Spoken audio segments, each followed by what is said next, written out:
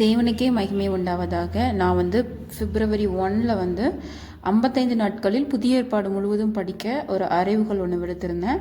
So கர்த்தருடைய பெரிதான கிருபையினால் நான் 53 நாட்களில் நான் புதிய ஏற்பாடு ஃபுல்லாக நான் படிச்சுட்டேன்.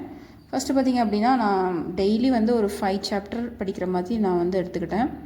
1ஆம் தேதி பார்த்திங்க அப்படின்னா, நான் 5 அதிகாரம் வாசித்தேன். மத்தேயிலிருந்து ஸ்டார்ட் பண்ணேன். அதுக்கப்புறம் பார்த்திங்கன்னா, நான் முடிச்சிட்டானா அதை ஒரு டிக் பண்ணியிருந்தேன். அதுக்கப்புறம் எனக்கு புதிய ஏற்பாடு முழுசும் படிக்கிறதுக்கு மொத்தம் எவ்வளோ நேரம் ஆச்சு அப்படின்னா 17 மணி நேரமும் 40 நிமிஷம் ஆச்சு. ஸோ நீங்களும் இந்த தேவனுடைய வார்த்தை பயணத்தில் பயணிக்கணும்னு சொல்லி நான் விரும்புகிறேன். வேதத்தை அதிகமாக வாசிங்க. காலம் சமீபமாக இருக்குது. நீங்களும் இதே மாதிரி எவ்வளோ நிமிஷம் வாசிச்சிருக்கீங்க, எவ்வளோ உங்க கூட தேவன் பேசின வார்த்தைகளை எங்கள் கூட நீங்கள் ஷேர் பண்ணுங்கள். உங்களுக்கு இந்த வீடியோ பிடிச்சிருந்துச்சி அப்படின்னா லைக் பண்ணுங்கள், ஷேர் பண்ணுங்கள், சப்ஸ்கிரைப் பண்ணுங்கள்.